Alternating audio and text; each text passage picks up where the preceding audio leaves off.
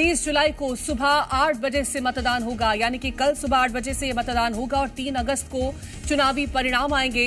चुनाव प्रचार पर लग चुके हैं रोक और मतदान की सभी तैयारियां पूरी कर ली गई हैं। प्रशासन पूरी तरह से अलर्ट मोड पर है। शांतिपूर्ण मतदान के लिए इंतजाम भी किए गए हैं। तो आज जिस तरह से डोर टू डोर प्रचार जो प्रत्याशी हैं वो कर रहे हैं, दूसरी तरफ अगर बात करते हैं तो दोनों ही पार्टियों की तरफ से पूरी ताकत झोंकी गई है। वहीं सुरक्षा के लिहाज से अगर बात करते हैं, इंतजामों के लिहाज से बात करते हैं तो प्रशासन पूरी तरीके से मुस्तैद नजर आ रहा है और इसी के साथ ही अलर्ट मोड पर भी है। शांतिपूर्ण मतदान के लिए इंतजाम भी प्रशासन की तरफ से कर लिए गए हैं। तो कल सुबह 8 बजे से ये वोटिंग जो है वो शुरू हो जाएगी और 3 अगस्त को नतीजे सभी के सामने होंगे।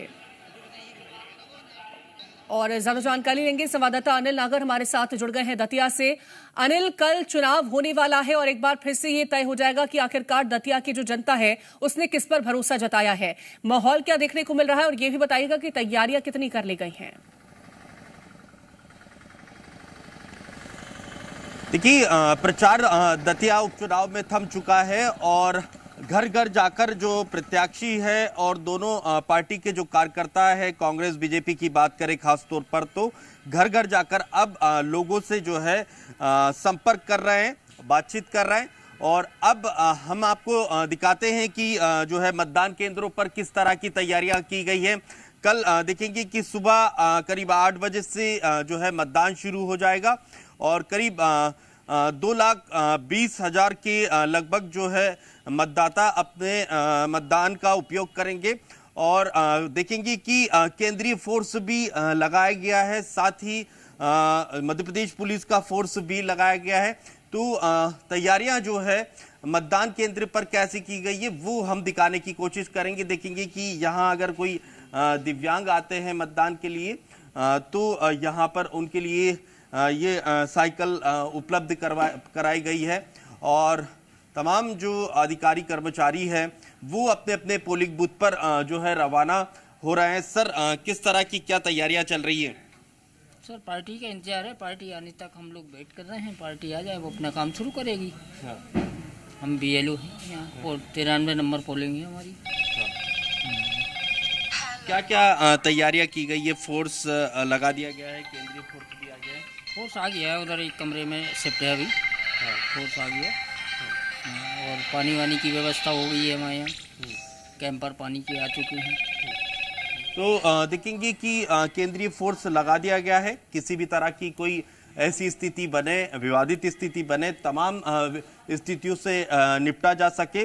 तो देखिए, दतिया में बीते कई दिनों से कांग्रेस बीजेपी दोनों पूरी ताकतें झोंकने में लगी हुई थी और प्रचार का जो दौर है वो थम चुका है और अब घर घर जाकर जो है मतदाताओं से संपर्क किया जा रहा है और सभी ये अपनी पक्ष में वोट करवाने की जो है मांग कर रहे हैं। और देखेंगे आपकी पूरे विधानसभा क्षेत्र को अलग अलग सेक्टरों में विभाजित किया गया है। देखेंगे कि 233 क्रिटिकल जो है मतदान केंद्र चिन्हित किए गए हैं और 291 मतदान केंद्रों में देखेंगे कि 185 ग्रामीण और 106 शहरी क्षेत्र में जो है मतदान केंद्र बनाए गए हैं और कुछ पिंक मतदान केंद्र भी बनाए गए हैं। तो देखेंगे कि केंद्रीय जो फोर्स है वो तैनात की गई है और ये सिविल लाइन जो है सिविल लाइन के मतदान केंद्र पर हम मौजूद है इस वक्त और यहाँ पर अब पोलिंग पार्टियों का पहुंचने का जो है इंतजार यहाँ पर किया जा रहा है।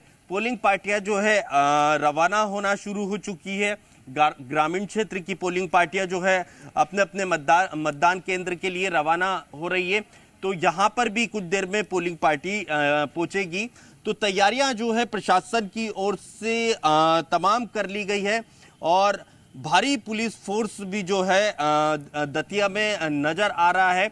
और एक बड़ी बात ये भी है कि सुरक्षा के लिहाज से कलेक्टर ने यहां तक आदेश कर दिए हैं दतिया के अंदर कि भारी लोगों को 2 दिनों तक दतिया के अंदर होटल देने पर भी प्रतिबंध लगाया है। यानी भारी जो लोग हैं अगर वो दतिया में आते हैं तो उनके रुकने की कोई व्यवस्था अब दतिया में 2 दिनों तक कहीं नजर नहीं आने वाली है। कल जब तक मतदान नहीं हो जाते तो काफी जो है देखेंगे कि कड़े नियम कलेक्टर दतिया ने बात जो हो है गई अनिल, तैयारियों को लेकर के क्या व्यवस्थाएं की जा रही हैं और क्या प्रशासन की तरफ से व्यवस्थाएं यहां पर देखने को मिल रही है। अगर हम बीते चुनावों की बात करते हैं, अभी तक के जनता के मूड को अगर समझने की कोशिश की जाए तो बीते जो भी विधानसभा चुनाव हुए उसमें जनता का मूड कैसा देखने को मिला है?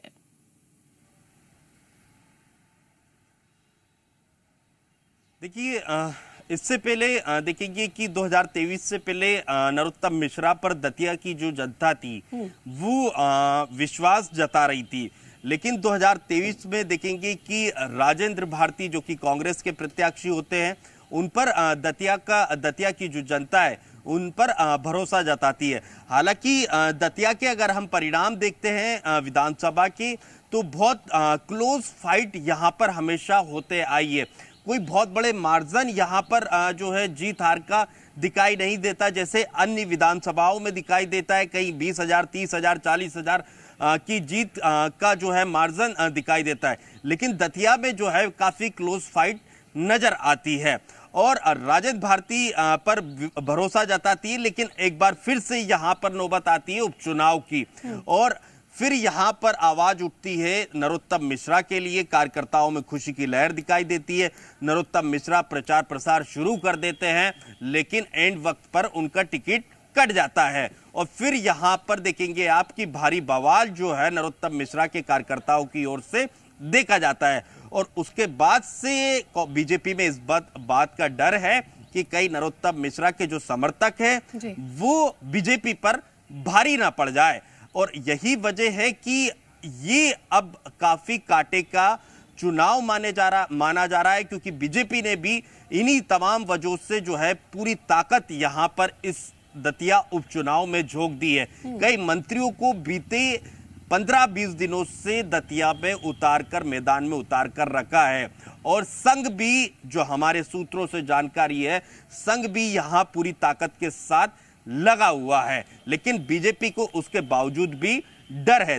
देखिए जनता के जो रिएक्शन ये जो डर है, क्या ये नाराजगी का जो खामियाजा है वो बीजेपी यहां पर भुगतती है या फिर जिस तरह से नरोत्तम मिश्रा ने खुद अपने कार्यकर्ताओं को, जो उनसे जुड़े लोग हैं, उनको समझाने की कोशिश करी, उसका प्रभाव देखते हुए यहां पर नजर आता है। कांग्रेस जिस तरह से यहां पर एक्टिव नजर आ रही है उसका क्या प्रभाव देखने को मिलता है, ये तो कल स्पष्ट हो जाएगा। फिलहाल बहुत शुक्रिया आपका तमाम जानकारी पहुंचाने के लिए।